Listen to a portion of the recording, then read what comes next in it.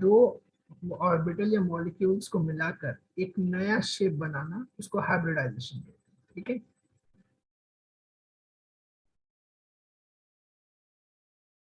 इसमें होता ये है, मैं इसको पीपीटी के थ्रू समझाने की कोशिश, बहुत इंटरेस्टिंग टॉपिक है।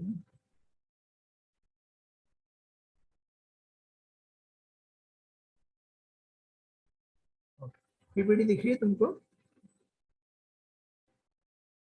अभी नहीं दिख रही। एक सेकंड, स्क्रीन शेयर।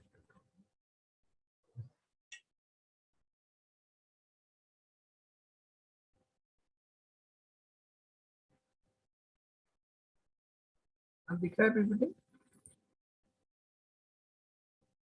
हाँ भाई दिख रहा है।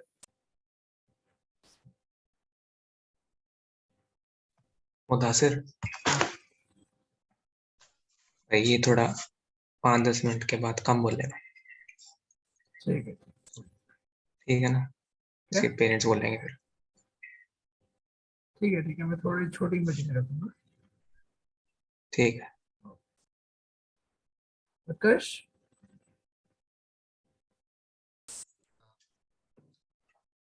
तो हाइब्रिडाइजेशन में कुछ चीजें होती हैं जिसका ध्यान रखना बहुत जरूरी है। ठीक है, हाइब्रिडाइजेशन में सबसे पहला होता है, बोर्ड पे चलता है उसके बाद कुछ, और इनको ऑर्बिटल कहते हैं, अगर तुमने इनका नाम सुना हो। सबसे पहला होता है एस, सुना है तुमने? एसपी ये सुना है। हाँ, दूसरा होता है एस पी, और तीसरा होता है डी। ठीक है, आगे ही बहुत होते हैं, लेकिन फिलहाल हमारे जो शेप्स जितने भी हैं मोस्टली हम इन तीनों से बना लेते हैं। ठीक है, अब होता यह है कि हाइब्रिडाइजेशन की जरूरत क्यों पड़ी। ठीक है, हमारे आसपास जितने भी मॉलिक्यूल्स हैं हम नहीं जानते वो किस शेप के हैं। ठीक है, उनमें कितने एस ऑर्बिटल्स हैं, कितने पी ऑर्बिटल्स हैं, कितने डी ऑर्बिटल्स हैं। ठीक है, मान लो कार्बन डाइऑक्साइड है, CO2 है, मैं नहीं जानता इसका शेप क्या है, तो मैं इमेजिन भी नहीं कर सकता हूँ। मैं सोचता हूँ कार्बन डाइऑक्साइड एक गैस है, हवा में घूम रहा है, गोल उसका शेप है, लेकिन असल में उसके इनसाइड कैसा शेप चल रहा होगा ये हम नहीं जानते। तो साइंटिस्टों ने मिलकर एक फॉर्मूला बनाया जिसको हम हाइब्रिडाइजेशन के नाम से जानते हैं। ठीक है, अब हाइब्रिडाइजेशन निकालें कैसे? ठीक है, तो हाइब्रिडाइजेशन इन तीन शेप से, इन तीन ऑर्बिटल की मदद से हाइब्रिडाइजेशन निकाला जाता है। ठीक है, हाइब्रिडाइजेशन नॉर्मली स्कूल में एक फॉर्मूला होता है। ठीक है, फॉर्मूला होता है half b plus h minus c plus a, ये फॉर्मूला होता है। ठीक है, स्कूल में ये मोस्टली ये फॉर्मूला यूज किया जाता है, लेकिन इससे बहुत इजी फॉर्मूला है हाइब्रिडाइजेशन निकालने का। बस करना क्या है, तुम्हें किसी भी एलिमेंट का वैलेंस इलेक्ट्रॉन पता होना चाहिए। वैलेंस इलेक्ट्रॉन यानी उसके लास्ट ऑर्बिट में कितने इलेक्ट्रॉन्स बच गए। ठीक है, लेट से मैं एक एलिमेंट लेता हूँ, एक मॉलिक्यूल लेता हूँ, इसका नाम है ClF4। ठीक है, तो ये क्लोरीन है, क्लोरीन में लास्ट ऑर्बिट में कितने इलेक्ट्रॉन्स होते हैं उत्कर्ष? 7। बिल्कुल सही, लास्ट इलेक्ट्रॉन में 7 होते हैं। और ये बैलेंस स्टेट कैसे निकलती है? पहले उनको रियल जितने भी, पहले 2 होता है हाइब्रिडाइजेशन, पहले इनका कॉन्फ़िगरेशन कर लो, पहले 2 होते हैं फिर 8 होते हैं, और इनको हमने रेयर गैसेस के कॉन्फ़िगरेशन में बिठा दिया, बच गया 7। ठीक है, तो जो 7 बच जाता है वही वैलेंस शेल कहलाता है, वैलेंस शेल इलेक्ट्रॉन्स कहलाते हैं। तो अब इसके 7 होते हैं, तो लेट्स से मैं 7 क्रॉस बना लेता हूँ। अपने मन में 7 क्रॉस बना लो, ये लिखने के बाद सिर्फ लिखने का टाइम लगता है, और जो मैं बोल रहा हूँ उस चीज का टाइम है, वरना किसी चीज का टाइम है। 3 4 5 6 एंड 7, लेट्स से मैंने 7 क्रॉस बना लिए। ठीक है, और ये फ्लोरीन के पास कितने एटम्स है? 4 एटम्स है। ठीक है, अब इसके आगे फ्लोरीन लिखते जाओ, एक फ्लोरीन है, क्रॉस के आगे आगे फ्लोरीन लिखते जाना, 2 फ्लोरीन है, 3 फ्लोरीन है, 4 फ्लोरीन है। ठीक है, यहां तक समझ आया? पहले वैलेंस इलेक्ट्रॉन जितने भी होते हैं क्लोरीन के, उसके मैंने क्रॉस बना दिया, ठीक है। अब उसके बाद मैंने देखा फ्लोरीन के पास 4 एटम्स होते हैं, तो मैंने फर्स्ट क्रॉस के आगे पहला एफ लिखा, दूसरे क्रॉस के आगे दूसरा, तीसरे के आगे तीसरा, चौथे के आगे चौथा। अब जो बच गए हैं इनका क्या करना है, ठीक है। अब मैंने इनको बनाया, पेयर करना है, क्या करना है, इनको पेयर करना है, ठीक है। और जो लास्ट में बच जाता है इसको या तो हटा दो, ठीक है, क्योंकि सिंगल इलेक्ट्रॉन कभी भी एग्जिस्ट नहीं करेगा, ये एग्जिस्ट करेगा तो किसी के साथ मिल जाएगा, क्योंकि वैसे भी क्लोरीन के पास 7 होता है, ठीक है। तो ये इलेक्ट्रॉन छूट रहा है और इसके साथ फ्लोरीन के साथ पेयर बना रहा है। पहले इनकी पेयरिंग कर दो, इधर 2 हो गया था, ये अकेला बच गया था, तो कुछ देर के लिए मैंने इसको हटा दिया। अब पहले वाले को, जितने भी सिंगल लाइंस हैं इनको कहते हैं सिग्मा बॉन्ड, क्या कहते हैं, हेलो उत्कर्ष, हाँ समझ गया, सिग्मा। इनको कहते हैं सिग्मा बॉन्ड्स। ये अभी काम का नहीं है, ठीक है, लेकिन एक्स और एफ जो क्लोरीन का आइटम है और ये फ्लोरीन का आइटम है, ये एक सिंगल लाइन से जुड़े हुए हैं। इस सिंगल लाइन को हम कहते हैं सिग्मा बॉन्ड, ये सिग्मा बॉन्ड की मदद से जुड़े हुए हैं, ठीक है, ठीक है। और मैं इनको गिनता हूं, ये 1 है, ये 2 जुड़े हुए हैं, ये 3 जुड़े हुए हैं और ये 4 जुड़े हुए हैं। इसके बाद क्या है, इसके बाद सिंगल लाइंस खत्म हो गई है, उसके बाद एक पेयर आया है, ये डबल पेयर है, ठीक है, इसको कहते हैं लोन पेयर। अगर आपका फ्लोरीन खत्म हो जाता है, यानी जो साइड में एटम्स हैं वो खत्म हो जाते हैं, तो हम पेयरिंग करते हैं, ठीक है, और इन पेयरिंग को कहते हैं लोन पेयर। जहां पेयरिंग दिखी उसको कहेंगे ये लोन पेयर, ठीक है, ठीक है। अब मैं बताता हूँ इसका शेप क्या होगा, इसका होगा sp3 sp3d होगा, ठीक है,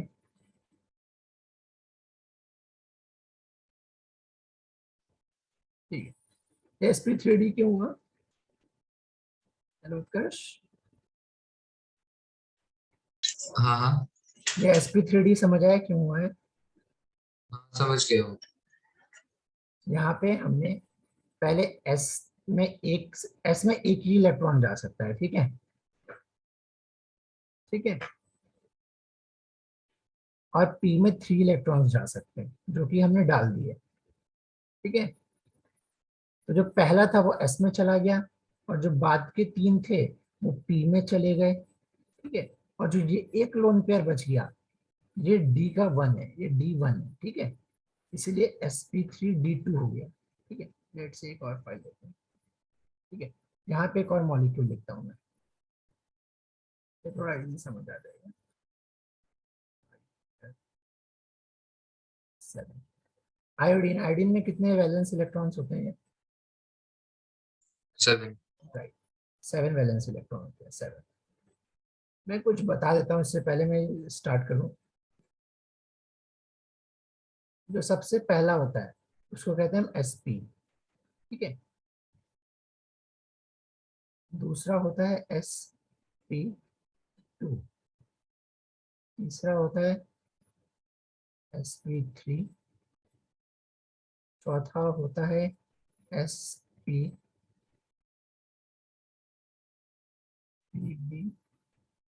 ठीक है, पांचवा होता है sp3d2, और आखिरी होता है sp। हमें इनके अकॉर्डिंग इसको, इनके अकॉर्डिंग हाइब्रिडाइजेशन करना होता है, ठीक है। अब मैंने देखो, पिछला वाला जो मैंने लिख के बताया था, अब इसको बिना लिखे हम दिमाग में कर सकते हैं। अगर मैं इसको बिना दिमाग में करूँ, ये सीधा लास्ट वाला आ रहा है sp3d3, कैसे हुआ समझ आया उत्कर्ष, क्या एक बार बताऊं क्या बताना है? इसका शेप, बिना सॉल्व करें, इसका शेप हाइब्रिडाइजेशन क्या होगा। sp3d3। हाँ करेक्ट, कैसे हुआ sp3d3, वो तो फिर इसमें 7 सिग्मा बॉन्ड्स है इसलिए। हाँ बिल्कुल, आई के पास 7 है, इसके पास भी 7 है, और 7 से 7 मिल जाएंगे और कोई भी एक्स्ट्रा इलेक्ट्रॉन लेफ्ट नहीं है, सारे पेयर हो चुके हैं। ठीक है, दो दो इलेक्ट्रॉन्स होंगे तो दो ये, ठीक है, तीन होंगे तो ये 3 के लिए है, 4 के लिए है, ये 5 के लिए शेप होगा, ये 6 के लिए होगा, और ये लास्ट में 7 के लिए होगा। तो जैसे ही मैंने देखा कि ये भी 7 है और ये भी 7 है और कोई एक्स्ट्रा इलेक्ट्रॉन नहीं बचा है, तो मेरे दिमाग में सीधा आया कि sp3d3 हो। ठीक है, लेट्स एक और एग्जांपल लेते हैं। ठीक है, इसका बताना, बिना लिखे बताना मुझको। ठीक है, और अगर थोड़ा सा टाइम लगे तो मुझको बताना कि इसको सेकंड्स में कैसे सॉल्व करें। PCl5 इसका क्या होगा? इसका होगा sp3d। राइट, इसका होगा sp3d।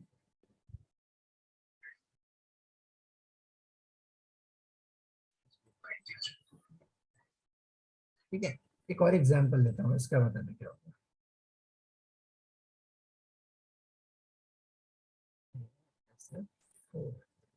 इसका क्या होगा?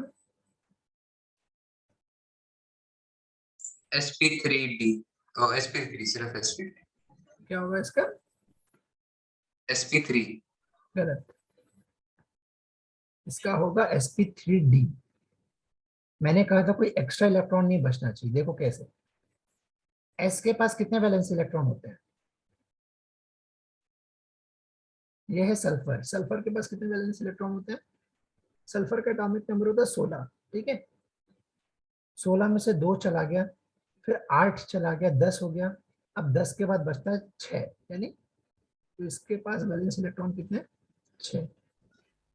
ठीक है, बैलेंस बैलेंस इलेक्ट्रॉन निकालना था, एक बार बताओ कैसे निकालते हैं। हाँ वो तो आता है।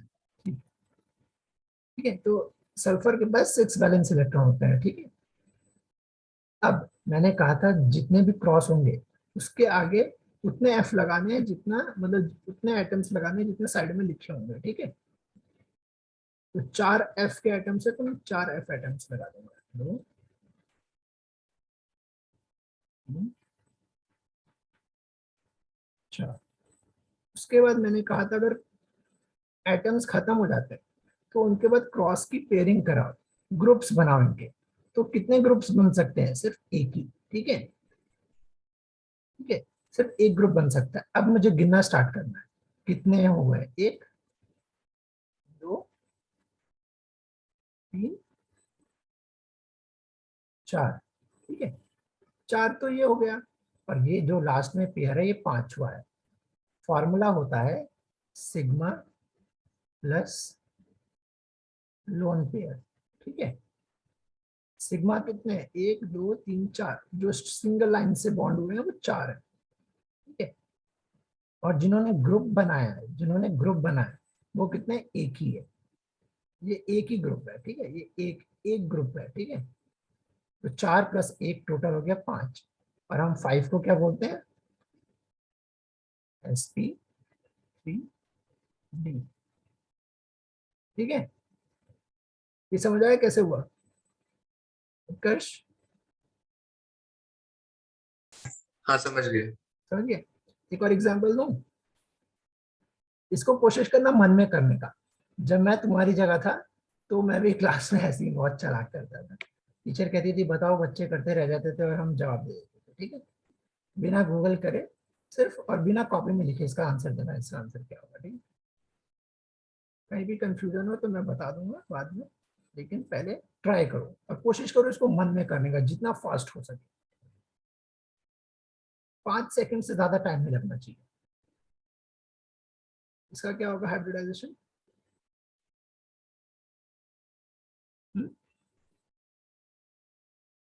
एक्स है। ठीक है?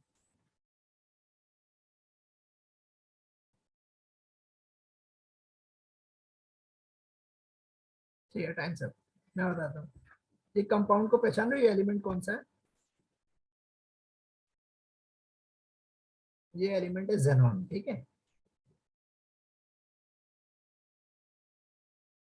इसको कहते हैं जेनॉन। ठीक है उत्कर्ष? हाँ ठीक है। जेनॉन एक नोबल गैस है, ठीक है। और जेनॉन जो भी नोबल गैस होती है उनके मोस्टली इलेक्ट्रॉनिक कॉन्फ़िगरेशन जो वैलेंस इलेक्ट्रॉन होते हैं वो 8 होते हैं, 8, ठीक है। तो 8 क्रॉसेस बना दो। और जेनॉन का एक हाइब्रिडाइजेशन के लिए पक्का आएगा ही आएगा, तो इसके याद रखना ना कितने होते हैं, ठीक है, 4 और 4, 8। ठीक है, इनके वैलेंस इलेक्ट्रॉन याद रखना कि इसके वैलेंस इलेक्ट्रॉन 8 होते हैं, ठीक है। इसी का आयन है क्लोरीन और जेनॉन, इसका मस्ट है कि आता है क्लोरीन, जेनॉन और आयोडीन से हाइब्रिडाइजेशन निकालने के लिए एक आता ही आता है, ठीक है। अब अब देखते हैं कि फ्लोरीन एटम्स कितने हैं, ठीक है। फ्लोरीन कितने, 2, ठीक है, सिंगल एफ, 2 एफ। तो हमारे दोनों फ्लोरीन खत्म हो गए। जब हमारे एटम्स खत्म हो जाते हैं जो साइड में होते हैं, तो हम इनकी ग्रुपिंग करवाते हैं। पहली ग्रुपिंग, दूसरी ग्रुपिंग और ये तीसरी ग्रुपिंग। तो 3 ग्रुप हो गए। फॉर्मूला क्या था, sigma plus lone pair. Sigma bond कितने हैं, 2, क्योंकि सिर्फ सिंगल लाइन इन दोनों में, तो सिग्मा बॉन्ड हुए 2, प्लस लोन पेयर। जितने भी ग्रुपिंग्स होते हैं इनको लोन पेयर कहते हैं। पहला, दूसरा, तीसरा। तो कितने ग्रुप हैं, 3, ठीक है। तो इसका फॉर्मूला क्या बनेगा, टोटल मिला के कितने हो गए, 5, ठीक है। तो इससे हाइब्रिडाइजेशन इसका क्या होगा, sp डी। एक उत्कर्ष ये समझ आया? हाँ समझ गया। अब इसी से मिलता जुलता एक और कंपाउंड है, ठीक है, उसका बताना इसका क्या होगा, ठीक है। और मन में करने की कोशिश करना और बहुत फास्ट करना। अगर इसमें मास्टर हो गए तुम, तो इसका 2 सेकंड से ज्यादा टाइम नहीं लगेगा इसका आंसर आने में। अगर इसका बताओ इसका क्या होगा, सिर्फ 5 सेकंड है तुम्हारे पास। sp3d2 sp3 d2। हाँ, sp3d2। ओके, चेक करते हैं कि तुम्हारा आंसर सही है कि नहीं। एक्सी यानी जेनॉन, जेनॉन के कितने वैलेंस इलेक्ट्रॉन होते हैं, 4,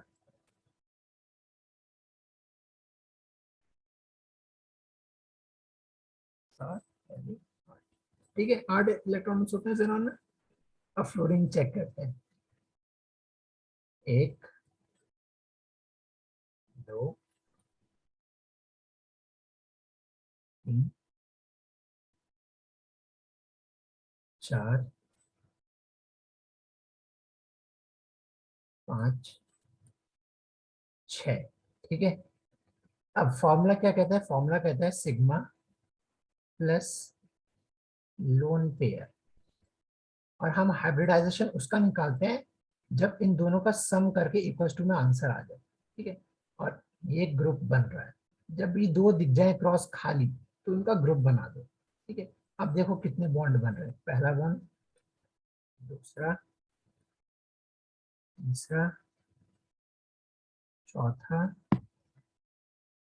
पांचवा और ये छठा।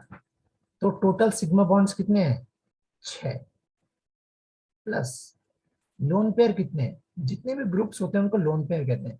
तो ग्रुप कितने बन रहे हैं, इधर एक ही ग्रुप बन रहा है, तो 1। और टोटल होता है इसका मिला के 7। और 7 को हम कहते हैं S3।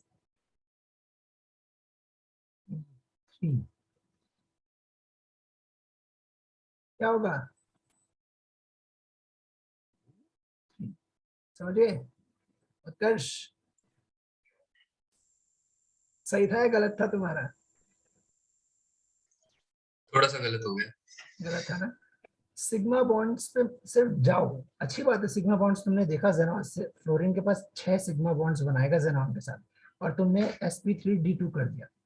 अगर सिर्फ पहले ये चेक करो कि जेनॉन के पास क्या 6 ही इलेक्ट्रॉन वैलेंस इलेक्ट्रॉन है या उससे ज्यादा है। मन में सोचो, जेनॉन के होते हैं 8, फ्लोरीन के होते हैं 6, तो 8 में से 6 गए, 2 बचा, 2 बचा। अब वो जो 2 बच गया वो पेयर बना लेंगे और ये 6 अलग हो गए, ये सिग्मा बॉन्ड्स हो गए, ठीक है। तो 6 हो गया और ये 1 हो गया, और 6 को हम कहते हैं sp3d2। और जैसे ही ये एक और जुड़ेगा तो D3 हो जाएगा, क्योंकि देखो S पे आ सकते हैं सिर्फ एक, S पे एक ही आ सकता है, ठीक है।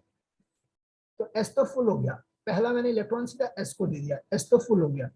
अब बारी है P की, ठीक है। P में 3 आ सकते हैं, पहला, दूसरा, तीसरा, ये 3 जो है वो मैंने P पे डाल दिए, ठीक है। अब D पे जो बाकी बच गए वो डी पे डाल दो, 1 2 3, और ये जो बच गए 3 वो डी पे आ जाएंगे, ठीक है। तो इस तरह हम हाइब्रिडाइजेशन करते हैं। 2-3 और एग्जांपल करते हैं, उसके बाद आज की क्लास थोड़ी खत्म करते हैं, ठीक है फ्रेश। इसका कोशिश करो इसका बताने का।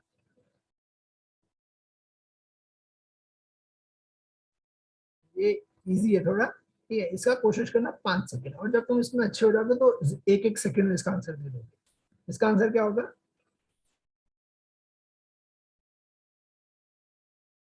sp3d2। राइट, इसका आंसर होगा sp3d2। 6 इसके वैलेंस इलेक्ट्रॉन्स हो जाएंगे, 6, 1 2 3 4 5 6, और इनके साथ फ्लोरीन जुड़ता जाएगा, ठीक है। इसके साथ फ्लोरीन जुड़ता जाएगा, 3 4 5 6, और 6 के 6 फ्लोरीन के साथ सिग्मा बॉन्ड्स बना देंगे। और जैसे ही सिग्मा बॉन्ड्स बना देंगे कोई लोन पेयर बचेगा नहीं, तो सीधा फॉर्मूला हो जाएगा sp3d2, ठीक है। अब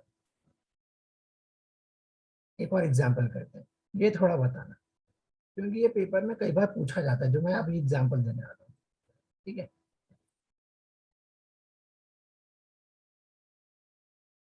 इसका बताओ क्या होगा? sp3d3। बिल्कुल सही है, इसका आंसर है sp3d3। आयोडीन पे कितना होता है वैलेंस इलेक्ट्रॉन? 7। बिल्कुल सही, आयोडीन पे होता है 7, ठीक है, क्योंकि इसका होता है एटॉमिक नंबर 53, ठीक है। तो इसमें वैलेंस इलेक्ट्रॉन होता है 7, और 7 ही फ्लोरीन के पास है, तो 7 से 7 सिग्मा बॉन्ड्स तैयार हो गए, तो लोन पेयर की जरूरत ही नहीं पड़ी है, तो सीधा 7 होगा, 7 को कहते हैं sp3d3, ठीक है। चलो ये आज लास्ट का, आज ये लास्ट क्वेश्चन करते हैं, आज का लास्ट क्वेश्चन है, इसको बताना इसका क्या होगा। ये थोड़ा सा टफ होगा, लेकिन कोशिश करना। इसको कैसे करेंगे? sp3d3। चलो ट्राई करते हैं, मैं बताता हूँ इसका आंसर क्या होगा, पहले मैं करता हूँ, उसके बाद चेक करना कि तुम्हारा आंसर सही था या नहीं, ठीक है। क्लोरीन में होते हैं 7 इलेक्ट्रॉन, 7 बनाने की कोशिश, 4 5 6 4 3 7, ठीक है। अब ऑक्सीजन, एक और मेन चीज है जो मुझे तुम्हें शुरू में बता देना चाहिए था। मेन चीज ये है कि हमें देखना होता है कि इनकी वैलेंसी कितनी होती है। फ्लोरीन की वैलेंसी 1 होती है, कितनी होती है? 1 होती है। लेकिन जो ऑक्सीजन होता है इसकी वैलेंसी होती है 2। मतलब तुमने देखा आयोडीन के साथ एक एक फ्लोरीन जुड़ रहा था, एक वैलेंस इलेक्ट्रॉन तो एक फ्लोरीन, दूसरा वैलेंस इलेक्ट्रॉन तो दूसरा फ्लोरीन एटम। लेकिन क्योंकि फ्लोरीन की वैलेंसी 1 थी, इसलिए एक एक करके जुड़ रहा था। यहाँ पे ऑक्सीजन के केस में उल्टा होता है, ऑक्सीजन की वैलेंसी होती है 2, तो एक ऑक्सीजन 2 वैलेंस इलेक्ट्रॉन के साथ जुड़ेगा, ठीक है। अब देखो कैसे, ऑक्सीजन आइटम कितने हैं? 3 है। तो मैंने कहा एक ऑक्सीजन 3 ऑक्सीजन है, लेट्स यहाँ पे मैं लिख देता हूँ 2 3, ये तीनों ऑक्सीजन आइटम है, पहला ऑक्सीजन आइटम, दूसरा ऑक्सीजन आइटम, तीसरा ऑक्सीजन आइटम, ये 3 ऑक्सीजन आइटम मैंने यहाँ पे लिख दिए। अब पहला ऑक्सीजन आइटम 2 के साथ जुड़ जाएगा, याद रखना ऑक्सीजन की वैलेंसी 2 होती है, इसलिए 2 के साथ जुड़ जाएगा। तो जैसे एक जुड़ गया मैंने एक काट दिया कि एक ऑक्सीजन आइटम खत्म हो गया। अब दूसरे की बारी, दूसरा भी ऐसे ही 2 के साथ जुड़ जाएगा, दूसरा भी खत्म, सेम तीसरा भी ऐसे ही 2 के साथ जुड़ जाएगा, तो तीनों आइटम खत्म। क्लोरीन हो गया, ऑक्सीजन आइटम खत्म हो गए। अब इसका क्या रोल है? ठीक है। तो ये होता है कैटायन, ठीक है। ये जब भी तुम्हें नेगेटिव साइन दिखे, जब भी तुम्हें नेगेटिव साइन दिखे, समझ जाना तुम्हें एक क्रॉस और ऐड करना है, ठीक है। जब भी नेगेटिव साइन दिख जाए, इसका मतलब होता है एक क्रॉस और ऐड कर दो। तो मैंने एक क्रॉस और ऐड कर दिया लास्ट में और इनकी ग्रुपिंग करवा दी, क्योंकि ऑक्सीजन आइटम्स तो खत्म हो चुके हैं, लेकिन 2 क्रॉस बच गए, और जब भी 2 क्रॉस बच जाए तो इनकी ग्रुपिंग करवा दी। तो मैंने इनकी ग्रुपिंग करवा दी। अब मैं गिनता हूं कितने हैं, 1 2 3 4 है टोटल, और फॉर्मूला होता है sigma plus lone pair, sigma plus lone pair. Sigma items कितने, 1 2 3 3, और ये लास्ट में ना ग्रुपिंग हुआ है, ये सिग्मा नहीं है, ग्रुपिंग है, ये लोन पेयर है, ठीक है। तो प्लस 1, टोटल हुआ 4। फॉर्मूला क्या हो जाएगा 4 का, उत्कर्ष 4 को क्या कहते हैं, sp3। sp3, ठीक है। तो ये समझ आया ऑक्सीजन के साथ कैसा खेल होता है। जब भी ऑक्सीजन आएगा तो 2 के साथ पेयर करवाना, क्योंकि ऑक्सीजन की वैलेंसी 2 होती है, ठीक है, ठीक है। अब इसी में ही एक क्वेश्चन और कर लो जाते जाते। अगर मैंने इसको प्लस कर दिया, ClO3 प्लस है, तो अब वैलेंसी क्या होगी, मतलब अब हाइब्रिडाइजेशन क्या होगा। हाँ, 5 सेकंड, ज्यादा टाइम नहीं लगना चाहिए, क्योंकि बहुत इजी है, बहुत इजी। sp2, राइट, इसका आंसर होगा sp2, क्योंकि जब भी प्लस होगा तो जो क्रॉस बच गया था, इसका मतलब है उसको भी काट दो। जैसे ही प्लस दिखे तो जो एक्स्ट्रा क्रॉस बच गया था उसको हटा दो यहाँ से, ठीक है। लेकिन अगर यहाँ पे नेगेटिव होता, नेगेटिव का मतलब होता है एक क्रॉस और ऐड कर दो, जो कि मैंने किया ऑक्सीजन के केस में, इसलिए मैंने इनकी ग्रुपिंग कराई और ये एक लोन पेयर बन गया, ठीक है। लेकिन जैसे ही प्लस दिखा तो जो एक्स्ट्रा क्रॉस बच गया था उसको मैंने काट दिया, और मेरा आ गया sp2 आंसर, ठीक है। तो हाइब्रिडाइजेशन मन में होना चाहिए, बहुत फास्ट, 1 सेकंड में इसका आंसर आ सकते हैं। सिर्फ 2 चीजें ध्यान रखनी है कि जो मेन सेंट्रल एटम के साथ जो ये साइड में एटम जुड़ा हुआ है, क्या इसकी वैलेंसी 1 है या इसकी वैलेंसी 2 है। एक ये याद होना चाहिए, दूसरा ये याद होना चाहिए कि जो मेन सेंट्रल एटम होता है, जो पहला एटम होता है, इसको सेंट्रल एटम कहते हैं। तो सेंट्रल एटम है, क्या इसकी वैलेंसी मुझको याद है। जैसे अगर तुमको सेंट्रल एटम की वैलेंसी याद है, और ये पता है कि जो साइड में एटम्स है उनकी वैलेंसी क्या है, 1 है, और इसके 7 है, तो तुम तुरंत हाइब्रिडाइजेशन कर लोगे, अगर तुम्हें सब कुछ याद है तो, ठीक है। ठीक है उत्कर्ष, उत्कर्ष, ठीक है। तो सुनो, और अगर तुमको कोई डाउट आता है इस क्लास में तो सेम यही वीडियो मैं यूट्यूब पे अपलोड कर दूंगा, ठीक है। ठीक तो तुम यूट्यूब से एक बार देख लेना कि आज की क्लास में क्या पढ़ाया था, ठीक है। और अगर कोई डाउट ठीक आए, फिर भी कोई डाउट आए तो वहाँ पे कमेंट कर देना, मैं उस कमेंट का आंसर दे दूंगा, ठीक है। ठीक। ठीक है, और कल हम, आज हमने हाइब्रिडाइजेशन पढ़ा, कल हम पढ़ेंगे कि कैसे पहचाना जाए कि कार्बन डाइऑक्साइड किस शेप का दिखता है, ठीक है। अब ठीक अब जैसे हमने पढ़ लिया IF7, अब तुम कहोगे भैया IF7 तो मुझे पता चल गया कि इसकी हाइब्रिडाइजेशन ये होती है, ठीक है। लेकिन भैया ये तो बताओ कि IF7 दिखता कैसा है, मैं कैसे सोचूंगा IF7 कैसा दिखेगा, ठीक है। तो कल सब। हम इसके बारे में और मदद करेंगे, ठीक है, ठीक है। ठीक। तो कल और अच्छे से पढ़ेंगे, और आयल इसका शेप्स बताऊंगा कल मैं, इनके शेप्स को पहचाना कैसे आता है, ठीक है। तो कल और मजा ओके आएगा, ठीक थैंक है। Okay bye.